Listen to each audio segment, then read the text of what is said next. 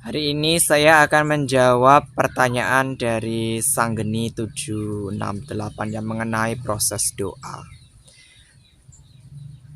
Sanggeni 678 bertanya mengenai proses doa dan dia berasumsi bahwa saya sudah pasti tahu dengan siapa saya terhubung dan dengan siapa, apakah doa saya dijawab atau tidak. Ya. Disclaimer dulu ya, saya sebagai praktisi witchcraft dan okultisme, saya jujur jarang berdoa ya. Saya lebih sering melakukan spell work atau ritual sihir ya, atau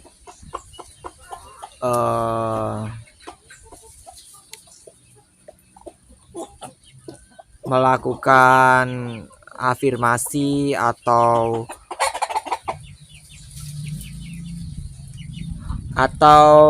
melakukan pemrograman realitas atau alam bawah sadar ya, semacam itu. Tapi untuk menjawab pertanyaan ini, mari kita samakan saja ya, kita samakan persepsi saja bahwa berdoa itu sama dengan spell work ya, atau melakukan ritual sihir ya. Kita anggap saja sama seperti itu ya. Jadi saya akan menggunakan istilah doa saja ya. Jadi ketika saya berdoa, ya benar, saya sudah pasti tahu doa itu sampai ke siapa, siapa yang menjawab, siapa yang mengabulkan. Karena apa? Saya memahami ini. Hukum the law of oneness dan hukum the law of correspondence ya. The law of oneness mengatakan bahwa semua adalah satu, satu adalah semua. Maksudnya seperti apa? Jadi tidak peduli itu manusia, dewa-dewi, Tuhan, angel, demon, roh leluhur, roh alam, semua itu adalah satu kesatuan. Mereka itu ya diri saya sendiri. Kalau saya ya, saya menganggap mereka adalah diri saya sendiri, dan saya adalah mereka, mereka adalah saya. Kami ya adalah satu kesatuan. Kami adalah ekspresi, manifestasi, ekspansi dari sang kesadaran agung. Jadi sang kesadaran agung itu mengalami kehidupan menjadi berbagai macam kehidupan ya, berbagai macam keberadaan. Mengalami menjadi manusia, dewa-dewi, roh alam, angel, demon, dan lain sebagainya. Semua itu sebenarnya adalah satu kesatuan. Jadi ketika saya berdoa kepada misal Dewi Hekate, saya tidak memandang Dewi Hekate ini sebagai individu yang mandiri. Saya memandang Dewi Hekate itu sebagai manifestasi lain, ekspresi lain, emanasi lain dari keilahian yang ada di dalam diri saya. Ya. Dan saya menganggap jadi ya saya sendiri ini adalah Dewi Hekate dan Dewi Hekate adalah saya. Saya adalah Dewi Hekate, Dewi Hekate adalah saya. Seperti itu ya. Mungkin bagi orang sebagian akan menganggap ini adalah kelancangan atau apa. Tapi bagi saya tidak. Ini adalah pemahaman yang sangat tinggi levelnya ya. Pemahaman yang sangat tinggi dan tidak semua orang mampu mengaplikasikannya. Hanya orang yang sesat dan sedikit gila ya. Mana ada orang menganggap dirinya Tuhan ya, menganggap bahwa dirinya adalah Tuhan dan Tuhan adalah dirinya. Tidak ada yang seperti itu kecuali orang itu gila dan sesat ya. Jadi ketika saya berdoa kepada deitas apapun, saya akan memandang deitas tersebut sebagai manifestasi lain dari diri saya. Manifestasi lain dari keilahian saya. manifestasi lain dari karma dan peran dalam kehidupan. Jadi kesadaran agung itu lahir mengejawantah sebagai diri saya untuk mengalami yang namanya berdoa, ya, tahu pengalaman rasanya berdoa. Dan Dewi Hekate mengalami pengalaman rasanya mengabulkan doa dari orang yang berdoa, mengalami rasanya punya kuasa mengabulkan, mengalami yang namanya punya kemahakuasaan. Nah, seperti itu ya.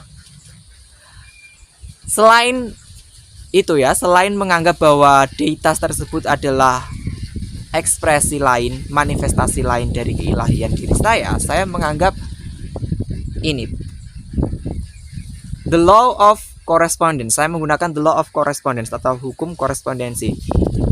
As within, so without, as above, so below. Jadi, apapun yang ada di alam rohani itu pasti ada di alam material. Dan apapun yang ada di dalam mikrokosmos, di dalam diri saya, pasti ada di luar. So without, ada di luar ya, makrokosmos. Jika di makrokosmos atau di alam rohani, di alam semesta luar, ada yang namanya energi, ada yang namanya keberadaan atau pribadi bernama Hekate. Maka secara otomatis di dalam mikrokosmos ini, di dalam diri saya juga ada energi dan pribadi yang punya barcode atau punya nama sebagai Hekate. Jadi, seperti itu. Dengan mengaplikasikan hukum the law of oneness dan the law of correspondence, tidak perlu lagi ada pertanyaan, apakah benar saya berdoa ke sosok ini? Apakah benar sosok ini yang sudah mendengar doa saya? Jangan-jangan ada sosok lain yang mendengar doa saya. Tidak akan ada pertanyaan seperti itu. Kalau kalian memahami the law of oneness dan the law of correspondence, kalian tidak akan bertanya dan kalian tidak akan ragu dengan apa yang kalian lakukan. Kalian tidak akan bertanya-tanya apakah saya sudah benar caranya berdoa kepada Dewi Hekate, apakah benar doa saya ini benar-benar tertujunya ke Dewi Hekate, apakah Dewi Hekate benar-benar mendengar doa saya, apakah Dewi Hekate akan mengabulkan doa saya, dan pertanyaan-pertanyaan yang bernada keraguan lainnya. Jika kalian memahami dua hukum tadi, kalian tidak akan bertanya hal tersebut, dan kalian tahu itu sudah sudah sampai kepada Dewi Hekate. Itu memang benar kamu berdoa kepada Dewi Hekate, dan doa kamu sampai kepada Dewi Hekate, dan itu pasti sudah dikabulkan Dewi Hekate. Seperti itu. Ya. Jadi sebenarnya saya pernah membahas sebelumnya ya mengenai proses termanifestasinya doa atau manifestasi itu ya. Ketika kita berdoa kepada deitas tertentu, dewa-dewi tertentu, demon tertentu, angel tertentu, terwujudnya atau tidak terwujudnya doa tersebut sebenarnya tidak bergantung kepada deitas tersebut. Ya. Jadi tidak ada yang namanya deitas tersebut tidak mengabulkan atau mengabulkan. Karena apa? Karena di dalam ini ya, ketika kamu sudah memahami dua hukum tadi, posisi Dewi Hekate ini adalah sebagai keilahian kamu sendiri, kekuatan kamu sendiri. Dewi Hekate itu ya diri kamu sendiri. Jadi terwujud atau tidaknya doa kalian itu ya bergantungnya kepada diri kalian sendiri. Dewi Hekate yang ada di luar, yang ada di makrokosmos atau di alam rohani, alam para dewa itu hanya sebagai sumber energi atau arketipe yang kalian gunakan sebagai pemantik ya untuk mengaktifasi Hekate yang ada di dalam diri kalian. Jadi kalian menginvokasi Dewi Hekate atau berdoa kepada Dewi Hekate, maka energi Dewi Hekate akan masuk ke dalam diri kalian. Kemudian mengaktifasi Hekate yang ada di dalam diri. Kemudian dengan energi Hekate yang ada di dalam diri, kalian menggunakan itu untuk berdoa, berucap, atau berafirmasi, atau menjapa mantra. Sehingga itu akan menjadi terrealisasi atau terwujud. Nah, bisa dibilang 80% terwujudnya suatu doa atau afirmasi itu bergantungnya kepada kekuatan kita sendiri. Kekuatan kita sendiri, kekuatan ini maksudnya bisa keyakinan ya. Keyakinan pada diri kita sendiri, keyakinan pada apa yang mampu kita lakukan.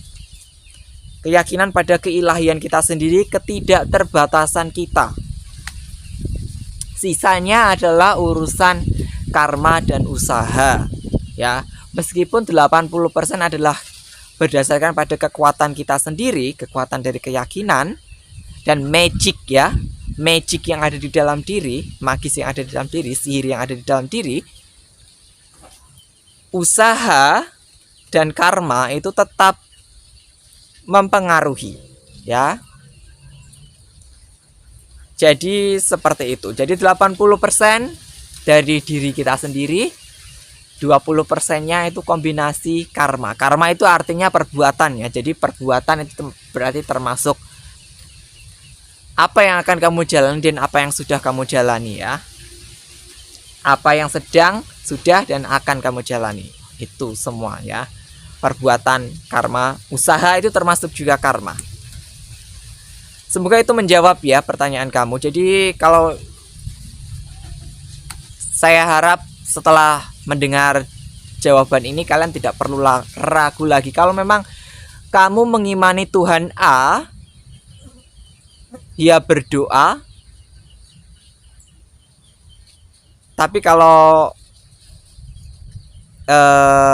kamu merasa ragu apakah doaku ini benar-benar tersampai ke Tuhan A, apakah Tuhan A akan mengabulkan doaku atau tidak, apakah aku benar-benar terhubung dengan Tuhan A. Kalau kamu ragu, berarti kamu meragukan diri kamu sendiri, meragukan keilahian kamu sendiri. Sebenarnya tidak peduli kamu berdoa kepada siapa ya, tidak peduli kamu ritual kepada siapa. Pada saat kamu ragu, artinya sebenarnya kamu sedang meragukan diri kamu sendiri. Kamu meragukan kekuatan kamu meragukan keilahian kamu meragukan potensi yang ada di dalam diri kamu sendiri. Itu ya. Jadi jangan ragu. Jangan merasa ragu. Yakin. Ingat, apa yang saya sampaikan ini hanya mungkin dipraktikkan oleh orang yang nyaris gila dan sesat. Jika kamu merasa ini tidak sesuai dengan dogma doktrin agama kamu, tidak perlu dipraktekkan. Oke. Jadi memang tidak, ini pengetahuan tidak untuk dipraktekkan oleh semua orang.